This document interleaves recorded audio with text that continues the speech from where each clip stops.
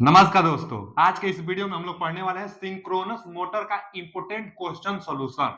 मतलब synchronous motor का अभी जस्ट पिछले वाले वीडियो में हम इसका थ्योरी समाप्त किए थे, तो इस वीडियो में इसका इंपोर्टेंट क्वेश्चन हम देखेंगे और वो भी क्वेश्चन लिया है previous year question solution paper. मतलब जो प्रीवियस ईयर एग्जामों में चाहे एएलपी का एग्जाम हो, चाहे बीएसपीसीएल का हो, चाहे यूपीपीसीएल का हो, चाहे डीआरडीओ का हो, इसरो का हो, देखिए जो टेक्निकल सब्जेक्ट होता है किसी एक एग्जाम के लिए चैप्टर थोड़ा सा कम बेसी हो सकता है, उसमें टॉपिक थोड़ा सा कम बेसी हो सकता है, लेकिन जितना आप पढ़ेंगे ना हर एग्जाम में आपको बेनिफिट मिलेगा। ये नहीं केवल बीएसपीसीएल में। बहुत बच्चे कमेंट करते हैं सर एएलपी के लिए सीरीज लाइए, महाराष्ट्र के लिए लाइए, तो सबके लिए बेनिफिट होगा क्योंकि क्वेश्चन जो टेक्निकल का होता है लगभग एक ही क्वेश्चन ना सब में आ सकता है, तो क्वेश्चन सेम होता है। और देखिएगा जो हम क्वेश्चन भी लिए हैं वो एलपी में भी आया हुआ है, डीआरडीओ में भी आया हुआ है, बीएसपीसीएल में भी, यूपीपीसीएल में भी, तो क्वेश्चन टेक्निकल का सेम ही रहता है। सभी एग्जाम में बेनिफिट मिलेगा, जितना आप पढ़ सकते हैं उतना पढ़िए और जितना हम लिखवा बता रहे हैं उसको तो एकदम तैयार करिए, क्योंकि जो भी हम बता पढ़ा रहे हैं ना किसी न किसी एग्जामों में आया हुआ क्वेश्चन ही लिए हैं। जैसे यही क्वेश्चन देखिए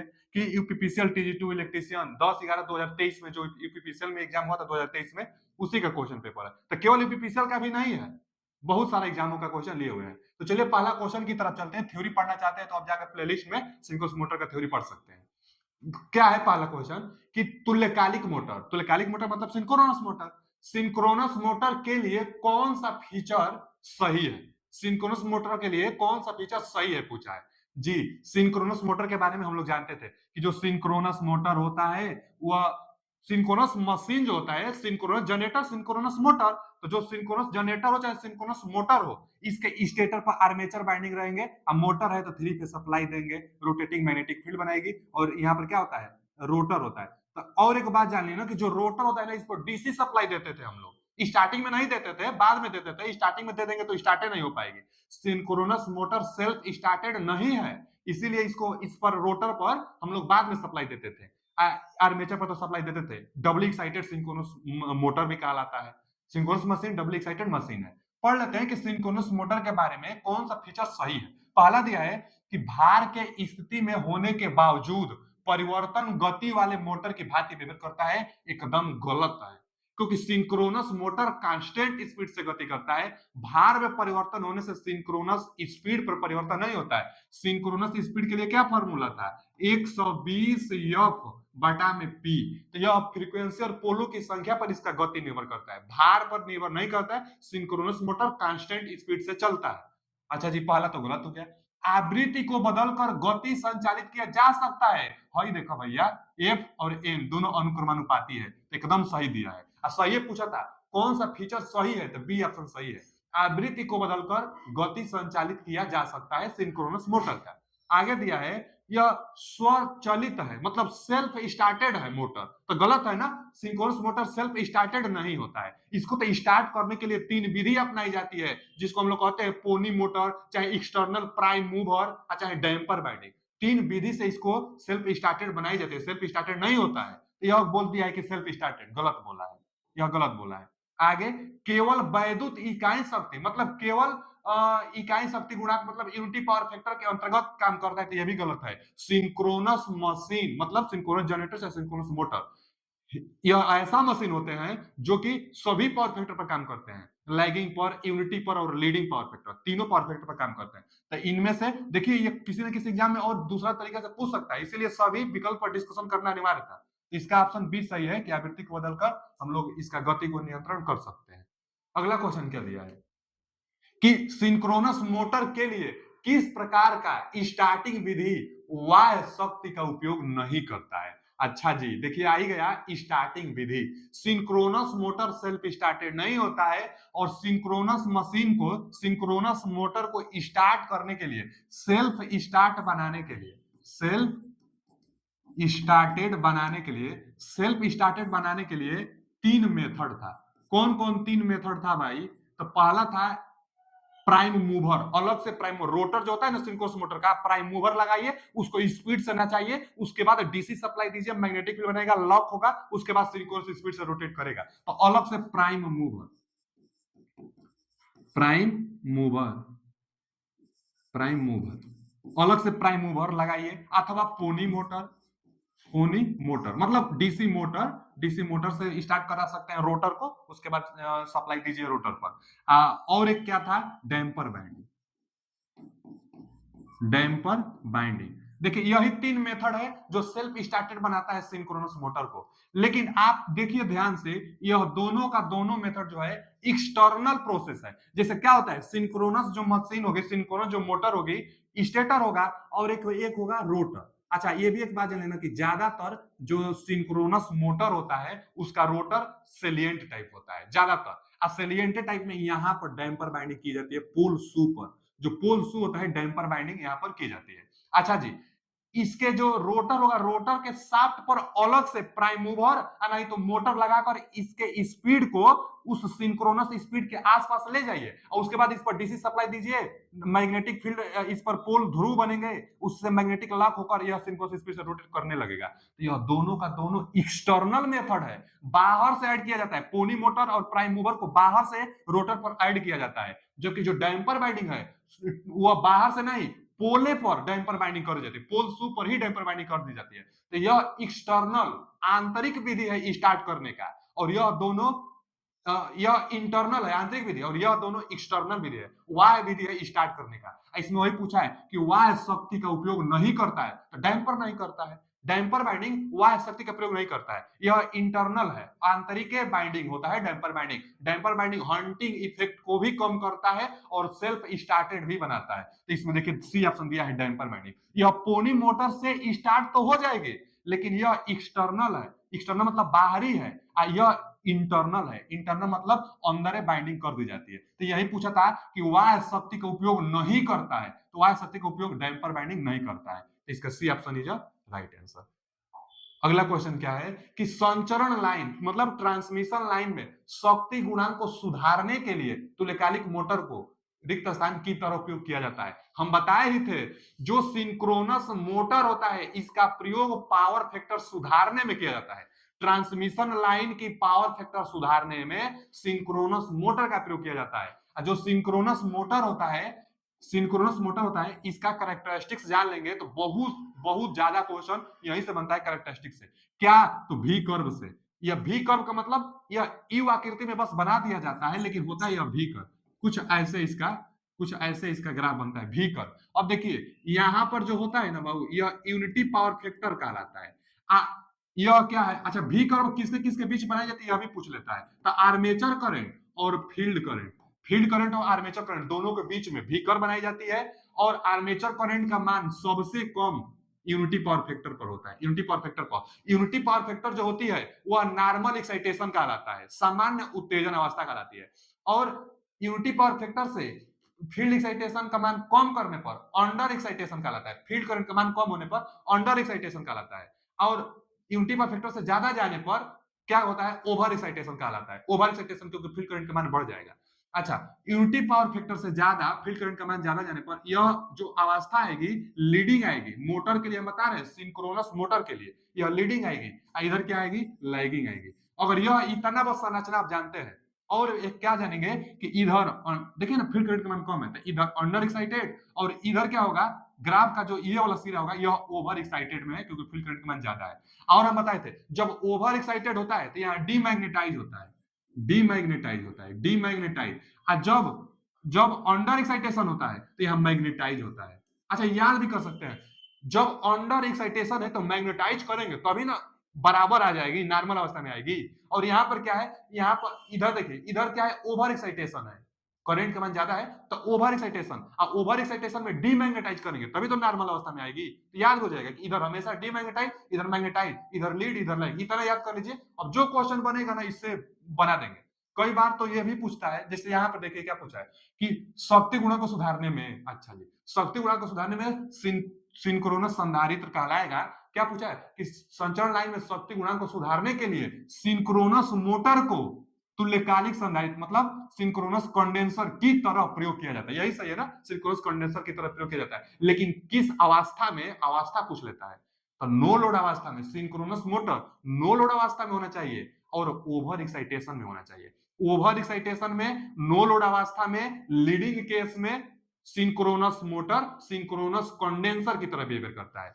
सिंक्रोनस कंडेंसर की तरह बिहेवियर कराने के लिए नो लोड होना चाहिए, नो लोड पर होना चाहिए, लीडिंग केस में होना चाहिए और ओवर एक्साइटेड में होना चाहिए, ओवर एक्साइटेड पर होना चाहिए, ओवर एक्साइटेड, ओवर एक्साइटेड पर होना चाहिए, ओवर एक्साइटेड पर होना चाहिए सिंक्रोनस संधारित्र कहाने के लिए। तो यहां से क्वेश्चन बहुत पूछेगा, अभी आगे हम बताएंगे कितना क्वेश्चन बन रहा है, इस फिगर को आप दिमाग में बैठा लीजिए। चलिए अगला क्वेश्चन क्या है। अगला क्वेश्चन है कि इंडक्शन मोटर की तुलना में सिंक्रोनस मोटर निम्नलिखित में से कौन सा लाभ है। भैया सिंक्रोनस मोटर की इफिशियंसी ज्यादा, अगर इफिशियंसी होगी तो वही लगाएंगे, पहला ही ऑप्शन दिया है तो यही सही है। सिंक्रोनस मोटर की इफिशियंसी सबसे ज्यादा, सिंक्रोनस मोटर की इफिशियंसी सबसे ज्यादा, क्योंकि लोड वेरिएशन से स्पीड वेरिएशन ही नहीं होता है, इसका स्पीड रेगुलेशन जीरो होता है। सिंक्रोनस मोटर का स्पीड रेगुलेशन, स्पीड रेगुलेशन क्या होता है फॉर्मूला, तो नो लोड पर स्पीड माइनस फुल लोड पर स्पीड बटा में फुल लोड पर स्पीड। तो नो लोड होके चाहे फुल लोड होके, लोड पर डिपेंडेंट नहीं करता है सिंक्रोनस मोटर का जो स्पीड होगा, हमेशा कांस्टेंट स्पीड, सिंक्रोनस स्पीड से चलता है। तो कितना आएगा, स्पीड रेगुलेशन जीरो आएगा, क्योंकि यह बराबर है तो जीरो आएगा, स्पीड रेगुलेशन जीरो, तो इफिशियंसी इसकी अच्छा होती है। ए ऑप्शन इज राइट आंसर, सबसे अच्छा सिंक्रोनस मोटर की इफिशियंसी होगी। आगे दिया है, पढ़ लेते हैं कि लोड बढ़ाने के साथ गति कम होता है, बस गति तो निर्भर नहीं करेगा लोड पर। आगे कीमत कम होती है, नहीं नहीं, सिंक्रोनस मोटर की कीमत महंगी होती है भाई, इंडक्शन मोटर से उसका कीमत अच्छा होता है।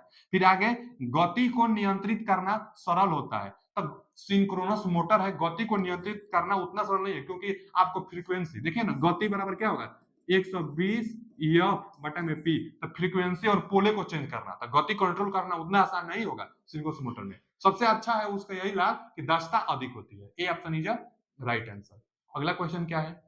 अच्छा देखिए, सिलेबस के बारे में हम थोड़ा सा चर्चा कर लेते हैं। आप कमेंट करके बताइए कि आगे हम कौन सा स्टार्ट करें अध्याय, क्योंकि जो मशीन था ना, मशीन देखिए, मशीन इलेक्ट्रिकल जो मशीन होती है वो सब समाप्त हो गया है। इलेक्ट्रिकल जो मशीन होता है, इलेक्ट्रिकल मशीन में सब समाप्त, क्या क्या समाप्त, तो देखिए हम बाइंडिंग एसी और डीसी बाइंडिंग समाप्त करते हैं, तो यहाँ एसी मशीन की बाइंडिंग बोला है ये समाप्त करते हैं, ऑल्टरनेटर भी समाप्त करते हैं, सिंक्रोनस जनरेटर, ये तो समाप्त हो गया है। आगे सर्किट ब्रेकर नहीं, अभी समाप्त नहीं हुआ है, ये भी नहीं हुआ है, और डीसी मशीन बाइंडिंग जो थी वो तो समाप्त हो गया है।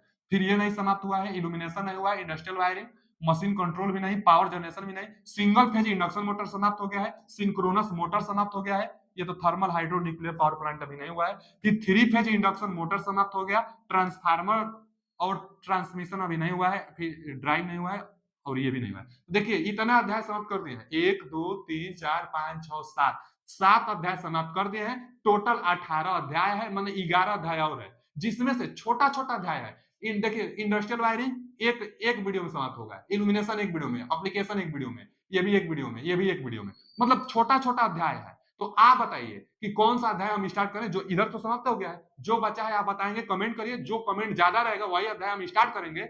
लेकिन एक बात जान लीजिए, ये सर्किट ब्रेकर स्टार्ट करने से पहले, सर्किट ब्रेकर कहां प्रयोग होगा, ट्रांसमिशन लाइन में ना, ट्रांसमिशन लाइन में सर्किट ब्रेकर प्रयोग होगा, तो पहले इससे पहले तो ट्रांसमिशन लाइन पढ़ना होगा, सर्किट ब्रेकर से पहले ट्रांसमिशन लाइन। अच्छा ट्रांसमिशन लाइन क्या होता है, जो बिजली बनती है उसको ट्रांसमिट करने के लिए, तो पहले बिजली बनाएंगे, तो इससे पहले ट्रांसमिशन से पहले तो हम लोग पावर जनरेशन पढ़ेंगे कि बिजली कैसे बनेगी, तो पावर जनरेशन पहले पढ़ाई जाती है। पावर जब बना लेंगे हम लोग, उसके बाद किससे बनेगा, तो thermal hydro nuclear power plant से बनेगा, तो ये पढ़ाई जाती है। पहले पावर जनरेशन, फिर ये पढ़ाई जाती है, इसके बाद ट्रांसमिशन लाइन पढ़ाई जाती है, और ट्रांसमिशन लाइन के बाद सर्किट ब्रेकर और कंट्रोल सर्किट पढ़ाई जाती है। ये सब तो ये सब बाद विचार करेंगे, पहले हमारे हिसाब से छोटा छोटा अध्याय, पहले जैसे इल्यूमिनेशन को समाप्त कर दिया जाए, डोमेस्टिक एप्लीकेशन को समाप्त कर दिया जाए, ये ड्राइव जो है डीसी और एसी ड्राइव जो है इसको समाप्त कर दिया जाए, उसके बाद अंडरग्राउंड केबल तो ट्रांसमिशन लाइन में पढ़ा दिया जाएगा, इंडस्ट्रियल वायरिंग है इसको समाप्त कर दिया जाए।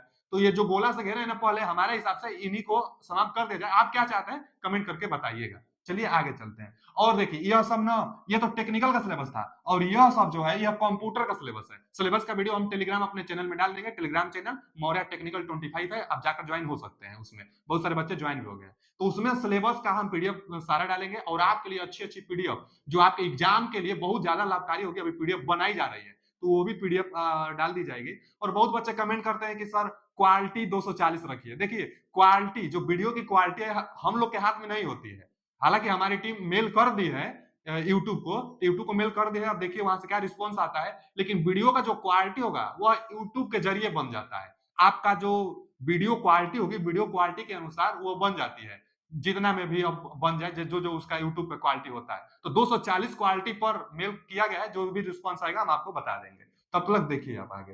तो ये कंप्यूटर है, तो कंप्यूटर पर भी क्लासेस आएगी, और नॉन टेक के बारे में भी सोचा जाए, कोई अच्छा टीचर मिल जाएगा तो आपको नॉन टेक का भी क्लासेस कराई जाएगी। चलिए आगे। अगला क्वेश्चन क्या है, इसको देखते हैं। अगला क्वेश्चन है कि तुल्यकालिक मोटर के द्वारा उत्पादित मैकेनिकल शक्ति, यांत्रिक शक्ति रिक्त स्थान के अनुक्रमानुपाती होता है। भैया एक तार के लिए, मोटर है ना जी, तुल्यकालिक मोटर है, तो मोटर में टार्क के लिए एक फॉर्मूला आता है। टार्क के लिए क्या फॉर्मूला आता है? तो आता है ईबी, बैक ईएमएफ बनता है। मोटर है ना, तो मोटर में बैक ईएमएफ, जनरेटर होगा तो उसमें एक इंड्यूस ईएमएफ बनता है। तो बैक ईएमएफ भी टर्मिनल वोल्टेज बटा में सिंक्रोनस मोटर का रिएक्टेंस, और उसके बाद साइन डेल, डेल यहाँ डेल का मतलब ना टार्क एंगल से डिनोट करता है, टार्क है ना तो टार्क एंगल, अब प्लस v स्क्वायर बटा में 2, एक बटा में x की क्वाड्रेटर एक्सिस का रिएक्टेंस और डायरेक्ट एक्सिस का रिएक्टेंस, यहाँ साइन 2 डेल होता है। देखिए फॉर्मूला आप भी याद करेंगे ये तो नहीं कहेंगे, लेकिन इसमें से दो चीज पूछता है, दो क्वेश्चन पूछता है, इसको आपको याद करना होगा। पहला क्वेश्चन जैसे इसी में पूछ दिया है कि मैकेनिकल एंगल, इतना को मैकेनिकल एंगल कहते हैं, ये वाला जो भाग है मैकेनिकल एंगल कहते हैं, चाहे इलेक्ट्रोस्टैटिक कहते हैं, इसको हम लोग रिलक्टेंस टार्क कहते हैं। इसको हम लोग क्या कहते हैं बाबू? रिलक्टेंस टार्क कहते हैं। तो यहाँ मैकेनिकल एंगल जो पूछा है ना, मैकेनिकल शक्ति किसके अनुक्रमानुपाती है? मैकेनिकल शक्ति। देखिए पावर के लिए भी यही फॉर्मूला हो जाएगा, और टार्क के लिए भी यही। टार्क और पावर का सेम ग्राफ बनता है, हम बताए भी थे। टार्क और पावर का सेम ग्राफ ऐसे बनता है। अब मैक्सिमम पावर चाहे टार्क कहां मिलता है? 90 डिग्री पर मिलता है। क्यों? क्योंकि फॉर्मूला देखिए, साइन 90, यही मैकेनिकल पावर है, तो साइन 90 अंश का मान पर मैक्सिमम मान इसका मिल जाएगा। तो वही साइन थीटा पहले तो निर्भर करेगी, तो A option is right answer. जो टार्क चाहे पावर होगी, साइन साइन थीटा, साइन डेल के अनुक्रमानुपाती होगी, तो ए ऑप्शन मिल गया। मैकेनिकल एंगल पूछा भी था, इसमें पूछा था। लेकिन कई बार पूछता है ना कि रिलक्टेंस टार्क मैक्सिमम कितना अंश के एंगल पर आएगा, तो यहाँ 2 डेल होता है, इसलिए 45 अंश पर। यह भी क्वेश्चन किसी न किसी एग्जाम में पूछा हुआ है। तो रिलक्टेंस टार्क 45 अंश पर मैक्सिमम मिलेगा, जबकि मैकेनिकल टार्क 90 अंश पर मैक्सिमम मिलेगा, तो इसी को ज्यादा पूछ लेता है। तो फॉर्मूला मत जानिए, लेकिन कितना अंश पर मैक्सिमम टार्क मिलेगा, कौन मैकेनिकल है और कौन रिलक्टेंस टार्क है, इसको तो जानना होगा आपको। कई बार बस सिर्फ मैकेनिकल पावर से मैकेनिकल टार्क पूछता है, तो सिर्फ इतना फॉर्मूला से भी काम चल जाएगा, तो इतना तो जानना चाहिए आपको। तो A option is right answer. किसके अनुक्रमानुपाती होता है? तो साइन डेल के अनुक्रमानुपाती होता है। अगला क्वेश्चन क्या है? निम्नलिखित में से किसे एक तुल्यकालिक संधारित्र कहा जाता है? भैया तुल्यकालिक संधारित्र तो सिंक्रोनस मोटर को कहा जाता है। सिंक्रोनस कंडेंसर, सिंक्रोनस मोटर को, लेकिन कब? हम बताए थे सिंक्रोनस कंडेंसर जो होगा, या सिंक्रोनस मोटर को तभी कहेंगे जब मोटर नो लोड पर हो, ओवर एक्साइटेशन पर हो। जैसे ग्राफ ग्राफ देखिए, यहां बना देते हैं भी कर्व में, और यहाँ यूनिटी परफेक्ट यही है। लीडिंग के केस में हो, ओवर एक्साइटेशन हो, और क्या हो, डीमैग्नेटाइज हो रहा हो, नो लोड के केस में हो, तो सिंक्रोनस मोटर कंडेंसर की तरह बिहेव करेगा, जो कि ट्रांसमिशन लाइन की पावर फैक्टर सुधारेगा। पढ़ लेते हैं ऑप्शन। सिंक्रोनस संधारित्र कहा जाएगा। पहला दिया है रेटेड गति से नीचे आपूर्ति होने वाले एक तुल्यकालिक जनित्र, तो जनित्र तो पहले होगा नहीं, सिंक्रोनस कंडेंसर सिंक्रोनस मोटर होगा।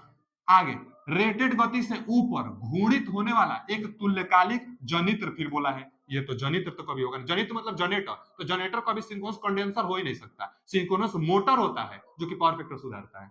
आगे फुल लोड के तहत चल रही एक न्यून उत्तेजित, तो भैया अंडर, न्यून उत्तेजित का मतलब अंडर एक्साइटेड, तो अंडर एक्साइटेड में हो नहीं सकता, तो अंडर एक्साइटेड में तुल्यकालिक मोटर कहा है, लेकिन अंडर एक्साइटेड का है, तो इसलिए हो नहीं सकता। ओवर एक्साइटेड में होना चाहिए, नो लोड पर होना चाहिए। आगे दिया है शून्य लोड माने नो लोड, ये हो सकता है शून्य लोड के तहत चलने वाली अति उत्तेजित, मतलब ओवर एक्साइटेड। हम यही तो बता रहे हैं कि सिंक्रोनस कंडेंसर होने के लिए सिंक्रोनस मोटर को शून्य लोड पर होना चाहिए, ओवर एक्साइटेड होना चाहिए। तुल्यकालिक मोटर, तुल्यकालिक मोटर ओवर एक्साइटेड और नो लोड पर होना चाहिए। तो D option is right answer, synchronous condenser कहलाएगा। ट्रांसमिशन लाइन की पावर फैक्टर को सुधारता है सिंक्रोनस मोटर। आगे निम्नलिखित में से कौन सा विकल्प तुल्यकालिक मोटर का अनुप्रयोग नहीं है? तुल्यकालिक मोटर का अनुप्रयोग नहीं है, वोल्टेज विनियमन तो होता है, स्थिर लोड ड्राइव भी होता है। स्थिर लोड ड्राइव का मतलब ना उसकी जो गति हो स्थिर हो, वो भी होता है। शक्ति गुणक सुधार भी होता है, पावर फैक्टर सुधारता है, वोल्टेज विनियमन करता है। यह दोनों तो बहुत ज्यादा इंपॉर्टेंट है, इसको कई बार पूछता है और इसको भी कई बार पूछता है। अच्छा, कर्षण मोटर मतलब ट्रैक्शन, इस अनुप्रयोग नहीं है, सिंक्रोनस मोटर का अनुप्रयोग नहीं है, तो A option is right answer. Traction motor में ऐसा मोटर का प्रयोग करेंगे जिसका स्टार्टिंग टार्क ज्यादा हो। ट्रैक्शन मतलब जो रेलवे में होती है तो सीरीज मोटर का प्रयोग होता है, ट्रैक्शन में सीरीज मोटर का प्रयोग होता है क्योंकि सीरीज मोटर का स्टार्टिंग टार्क ज्यादा होता है। तो यहाँ पर सिंक्रोनस मोटर का अनुप्रयोग नहीं है, तो traction motor, A option is right answer. बाकी ये सब सिंक्रोनस मोटर का अनुप्रयोग है। चलिए अगला क्वेश्चन पर चलते हैं। देखिए हम लोग का जो टेलीग्राम चैनल है मौर्य टेक्निकल 25, आप जाकर ज्वाइन हो सकते हैं। आगे इस क्लास का पीडीएफ भी ना मौर्य टेक्निकल 25 पर चला जाता है। आगे निम्नलिखित में से कौन सी मशीन दो अलग अलग प्रकार की सप्लाई लेती है? एक ही तो है, सिंक्रोनस मशीन, वो भी सिंगल फेज सिंक्रोनस मोटर नहीं, 3 फेज सिंक्रोनस मोटर, नहीं तो 3 फेज सिंक्रोनस जनरेटर। 3 फेज वाला सिंक्रोनस मशीन ही है जो एसी सप्लाई भी स्टेटर पर होती है और डीसी सप्लाई रोटर पर होता है, फील्ड वाइंडिंग रोटर पर होता है। तो डबल एक्साइटेड कहते हैं सिंक्रोनस मशीन को। तो दो अलग अलग सप्लाई, डीसी शंट में नहीं भैया, वो तो डीसी रहता है, एकल इंडक्शन मोटर नहीं, परिणामित में नहीं, सिंक्रोनस मोटर यही सही है। सिंक्रोनस मोटर में एसी डीसी दोनों सप्लाई होता है, इसलिए डबल एक्साइटेड मशीन कहते हैं। आगे हाउ मेनी पोल्स आर, कितने पोल्स होंगे, टेक्स वेन, चलिए हिंदी में पढ़ लेते हैं। जब 440 वोल्ट 60 हर्ट्ज की सप्लाई से एक तुल्यकालिक मोटर 1800 आरपीएम की गति से चलता है, ठीक है, स्पीड दिया है 1800 आरपीएम, तो उसमें कितने पोल लिए गए हैं, पोलों की संख्या पूछा है और स्पीड दिया है। एक ही फार्मूला, एन एस बराबर 120। अच्छा सिंक्रोनस मशीन पढ़ रहे हैं तो उतना झंझटे नहीं लेना है, क्योंकि यही फार्मूला एक स्लिप का फार्मूला है जिससे कि ज्यादातर न्यूमेरिकल बनता है। तो एन एस बराबर 120 ए बटा में पी। अब क्या स्पीड दिया है ना 1800 आरपीएम पर, पोलो की संख्या पूछा है, अब फ्रीक्वेंसी भी दिया है कि 60 हर्ट्ज दिया है, रख दीजिए।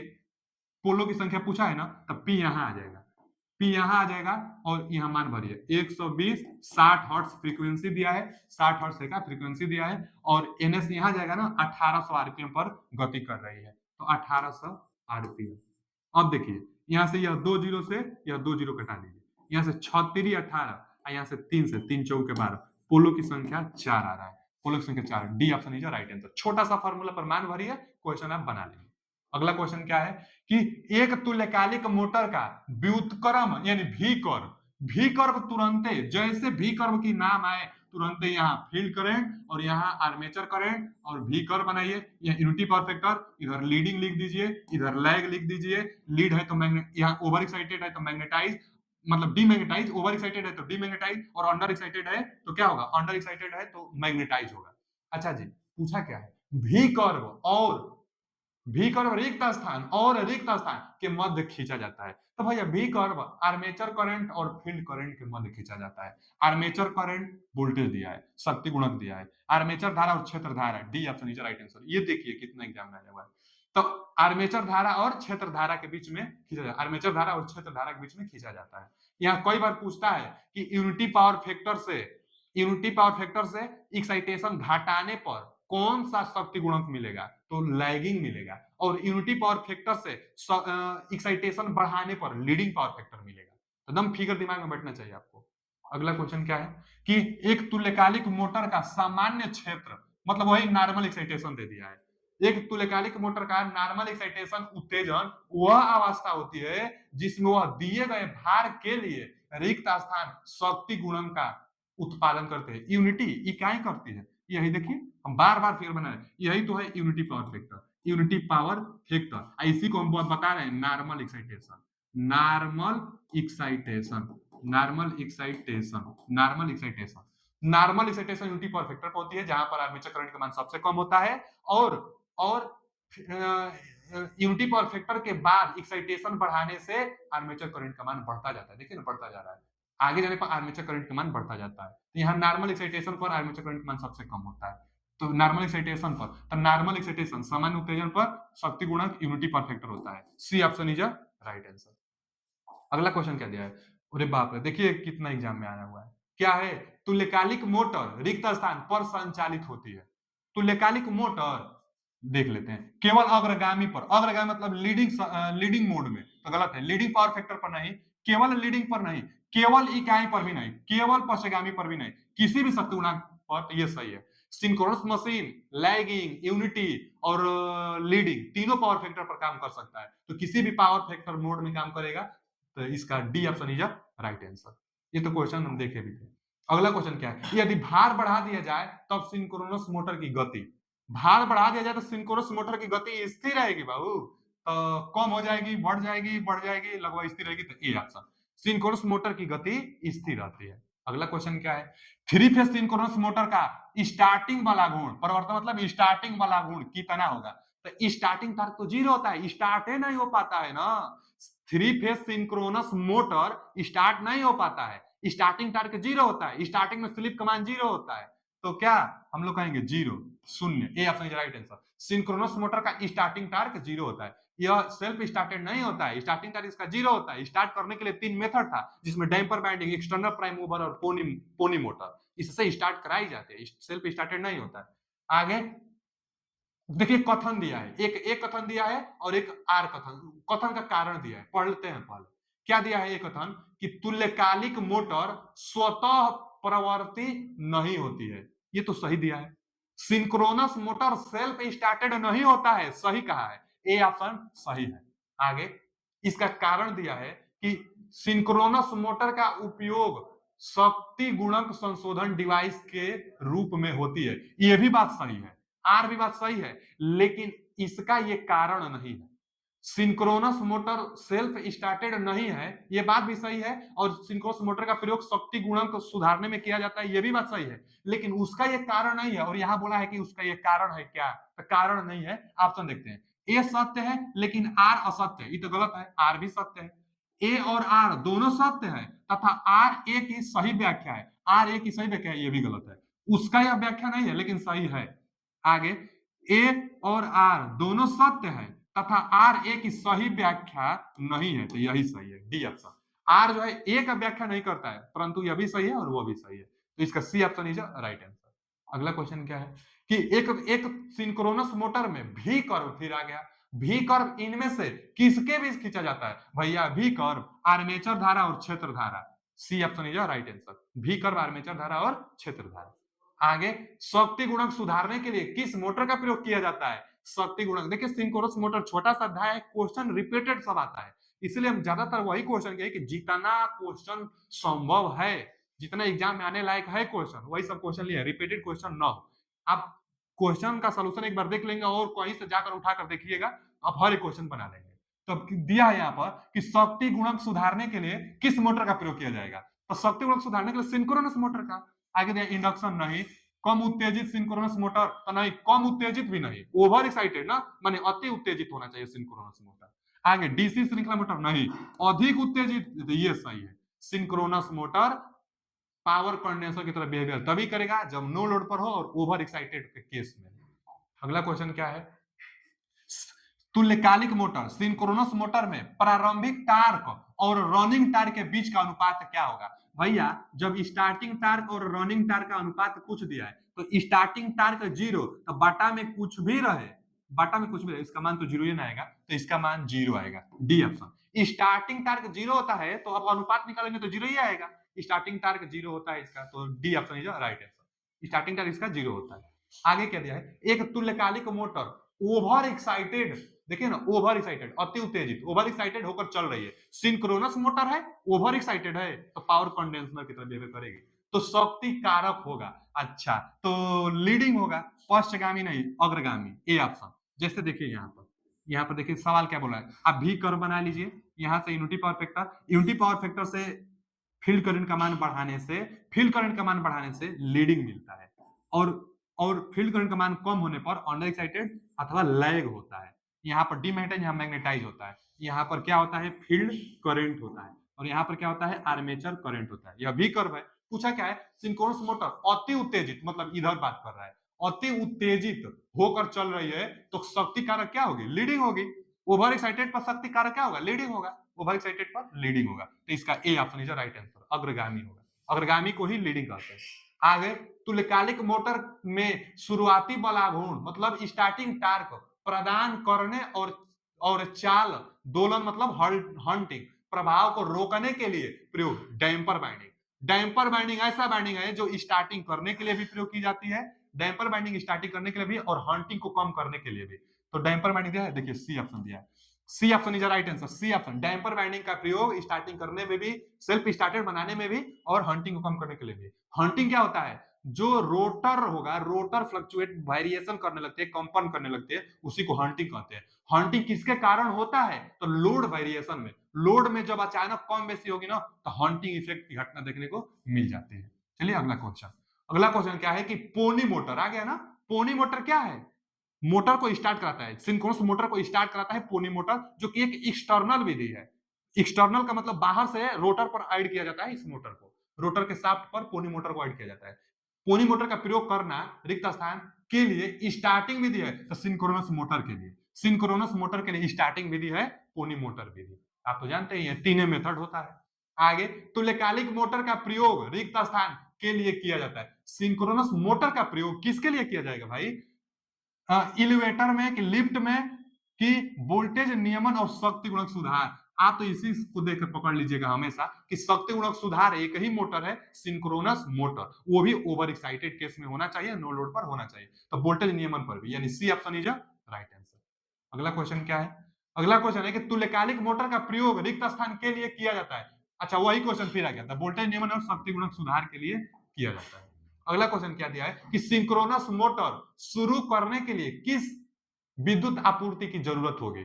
सिंक्रोनस जो मोटर होता है उसको स्टेटर पर एसी सप्लाई चाहिए, आर्मेचर वाइंडिंग पर एसी सप्लाई चाहिए, एक रोटर होता है, रोटर पर डीसी सप्लाई चाहिए, इसलिए डबल एक्साइटेड होता है। स्टार्टिंग में ना रोटर जो फील्ड वाइंडिंग होगी शॉर्ट सर्किट होगी, ये बात जानिएगा। ये नहीं कि स्टार्टिंग में आप सप्लाई दे देंगे तो स्टार्ट नहीं हो पाती है, स्टार्टिंग में सप्लाई दे देंगे ना रोटर को तो नहीं स्टार्ट हो पाएगी। फील्ड वाइंडिंग को सप्लाई बाद में दी जाती है, पहले इसको क्या की जाती है, पहले शार्ट रखी जाती है। जैसे डैम्पर वाइंडिंग होता है तो डैम्पर वाइंडिंग को करके बार लगाकर शार्ट किया जाता है कि स्टार्टिंग में इंडक्शन मोटर की तरह बिहेवियर करे, यह शार्ट रहता है।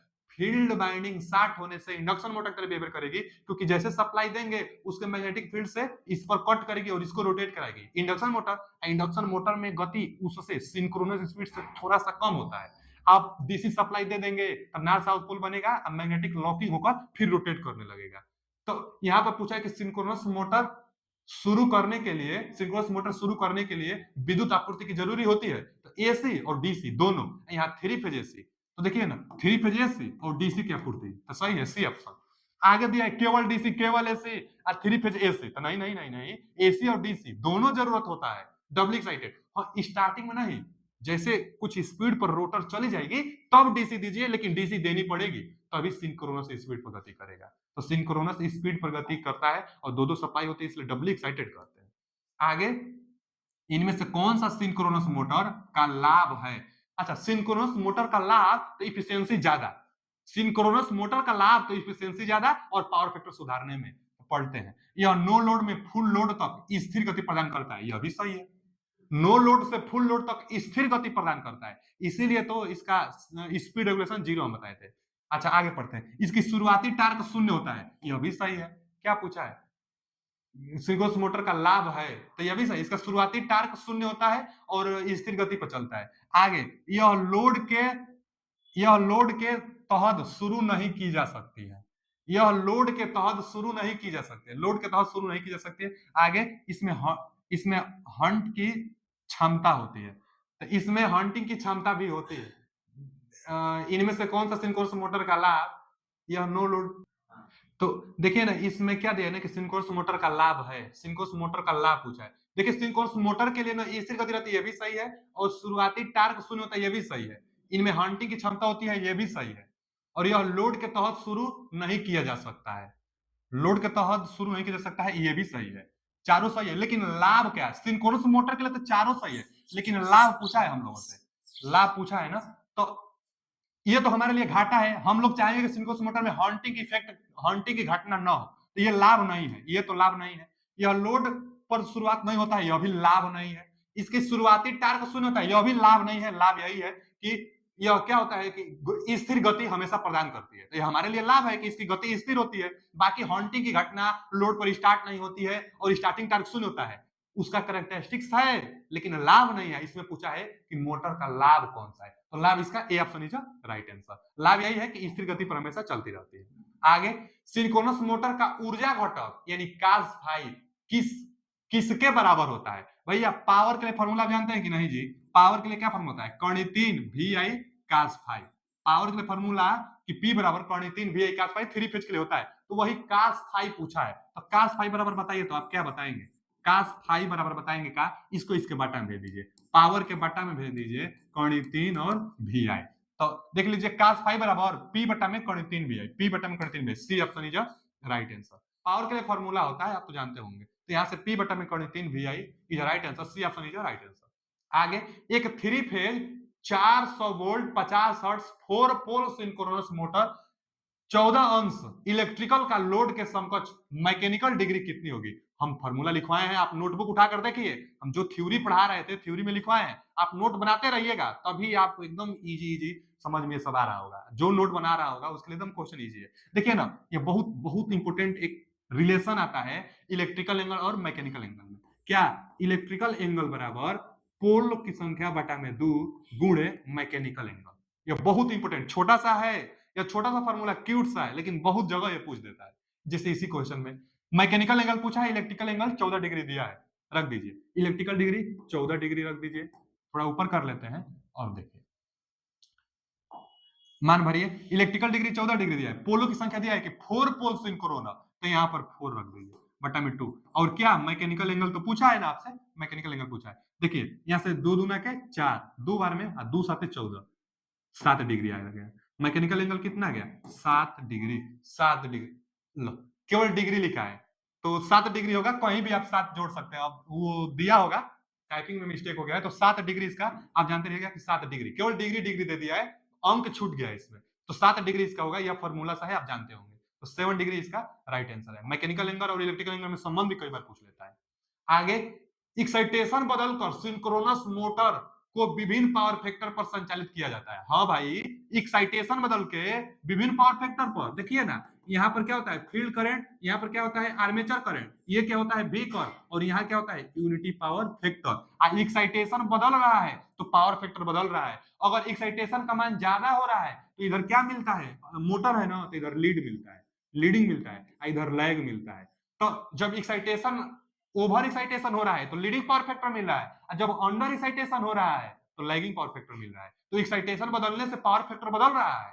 आगे देखते हैं, एक्साइटेशन बदलकर सिंक्रोनस मोटर का पावर फैक्टर पर विभिन्न पावर फैक्टर पर संचालित किया जा सकता है। सही है, over excited synchronous motor, over मतलब इधर, ओवर एक्साइटेड सिंक्रोनस मोटर निम्न में से किस गति पर संचालित होता है, किस किस पावर फैक्टर पर संचालित होता है, किस पर संचालित होगा? तो over excitation leading power factor पर संचालित होगा। Over excitation leading power factor पर, लीडिंग यूनिटी पर नहीं होगा, लीडिंग पावर फैक्टर पर होगा, C option is right answer. Leading power factor पर ओवर एक्साइटेशन संचालित होगा।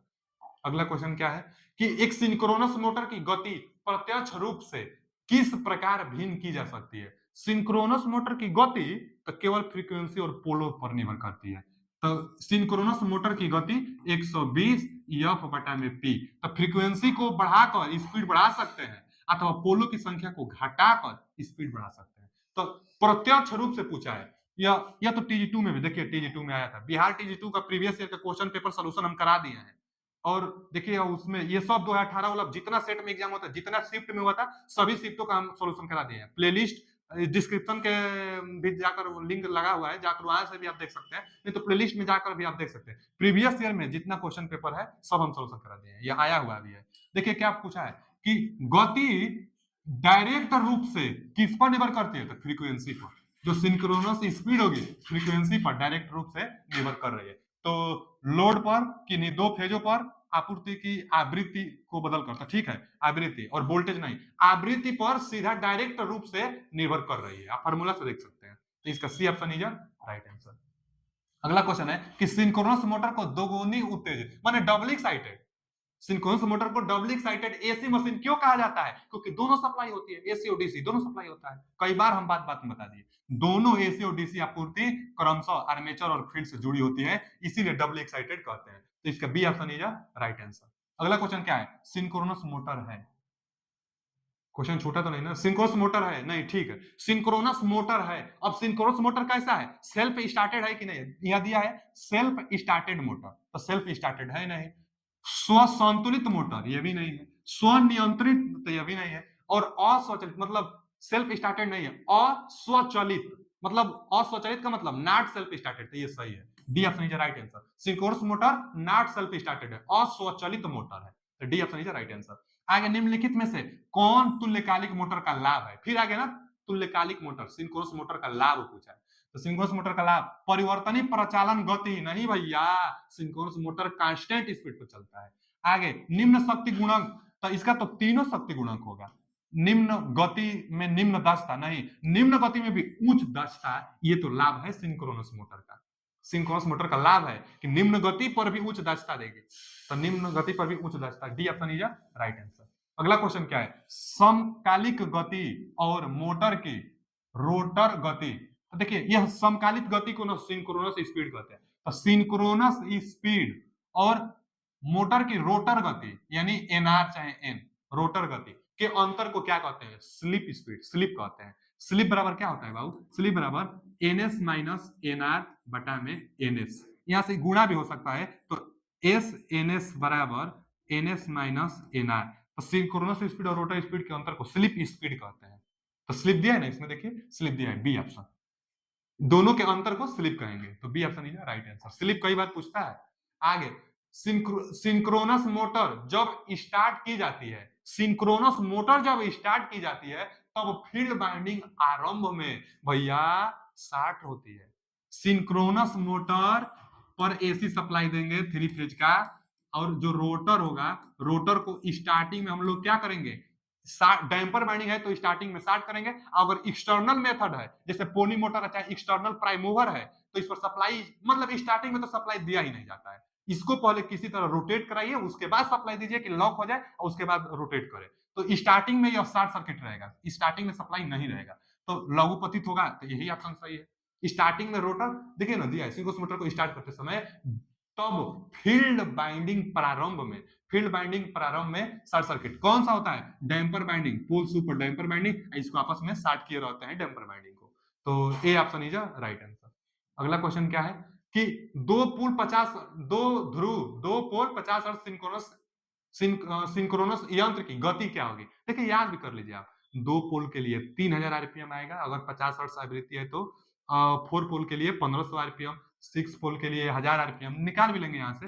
एनएस बराबर 120 एफ बटा में पी। अब यहाँ से निकालिए आप, पोलों की संख्या 2, फ्रीक्वेंसी 50, आएगा 3000 आरपीएम। 3000 आरपीएम होती है। अच्छा, आरपीएम का मतलब रोटेशन पर मिनट, 1 मिनट में कितना रोटेशन? तो 3000 आरपीएम। कब? जब 50 हर्ट्ज की फ्रीक्वेंसी होगी और 2 पोल होगा, यहां से रख लेंगे तो 3000 आरपीएम। इसी तरह 4 पोल के लिए निकालेंगे तो कितना आएगा? 1500 आरपीएम। 6 पोल के लिए 1000 आरपीएम, 8 पोल के लिए 750 आरपीएम, तो निकाल लेंगे, पूछ लेता है, तो यहां से कितना आएगा? ए ऑप्शन 3000 आरपीएम आएगा, निकाल लीजिए। आगे अच्छा, अब क्वेश्चन नहीं है, देखिए सिंक्रोनस मोटर लगभग पूर्ण रूप से हम समाप्त कर दिए हैं। आगे कौन सा अध्याय हम स्टार्ट करें, कमेंट में करिए। जो ज्यादा कमेंट आएगा वही अध्याय हम स्टार्ट कर देंगे। बाकी हमारे हिसाब से तो जो छोटे छोटे अध्याय है वो उसको समाप्त कर लिया जाए, फिर आगे पावर जनरेशन, उसके बाद सर्किट ब्रेकर सभी स्टार्ट करेंगे। तो मिलते हैं अगले वीडियो में, कमेंट करिए। थैंक यू, धन्यवाद। टेलीग्राम ग्रुप से भी ज्वाइन अप हो सकते हैं पीडीएफ लेने के लिए। धन्यवाद।